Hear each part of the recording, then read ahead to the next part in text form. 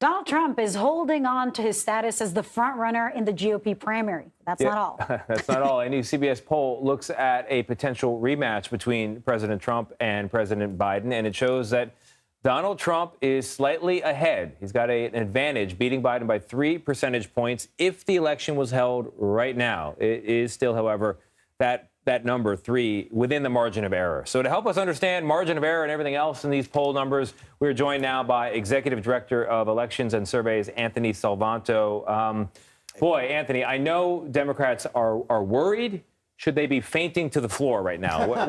Give me their emotional state. Look, it's clear to me that in preference, Joe Biden is trailing. Not by a lot, right? But he is. And he's also not doing as well with his Democratic base as a typical Democrat needs to, right? So let's unpack that a little bit. To your question, should they be nervous? Well, he clearly has a job to do in this campaign of getting that motivation up. Look, big picture.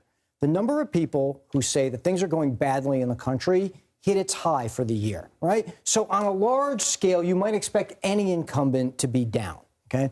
But then there's this other thing, and it's sort of more affirmative for Donald Trump.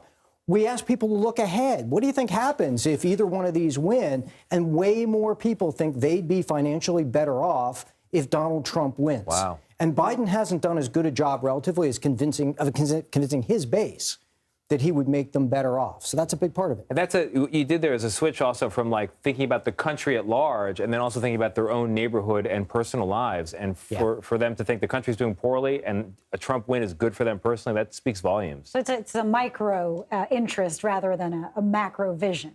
I tried to set it up so that people evaluated each of them independently. Because if you just ask who's better, they just tell you it's the guy they're voting for, right? But independently, if you think you're going to be better off if Donald Trump wins, what's happening in a lot of this is people are remembering back not to the Trump administration per se, but actually back to pre-pandemic. And we find that people are measuring themselves against how they were before the pandemic, and they're remembering better times in that regard before inflation. I mean, memory is an interesting thing. And I was just thinking about, how much back in 2016, Donald Trump was always out there, was always speaking, was always on TV. He won that election. 2020, you're seeing 4 years of that president, so you judge him based on that. But since January 2021, he hasn't been as present.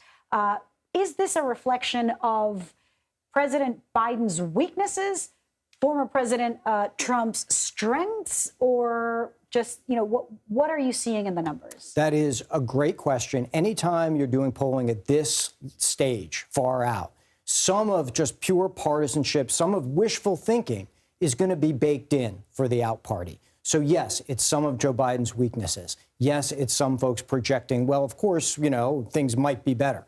But take a look at these difference attitudinally, where you see Trump voters thinking about this rematch feel more hopeful and motivated when you just give them things to talk about. And plenty are frustrated, plenty are nervous, so there's a lot of that. But by comparison, those Biden voters, their top answers are nervous and frustrated. And some of that inside the base is this apprehension from Democrats. A lot of them say he shouldn't run again, right? 4 in 10 have said they don't think he should run again, not necessarily the best candidate for the job. And in other polling, we've seen them say, we like the fact that he was calm and predictable back in 2020, but now they're looking for something more engaged. And that number, 23% excited, I mean, that should tell you something. A lot of what I hear, at least, from voters, from people, is the thing about Biden's age always comes up. But what about the escalating conflict in the Middle East? I mean, that, I assume, is also attracting a lot of attention. How are voters responding to that? It is. And I won't say it's the number one thing driving a vote. Foreign policy rarely does.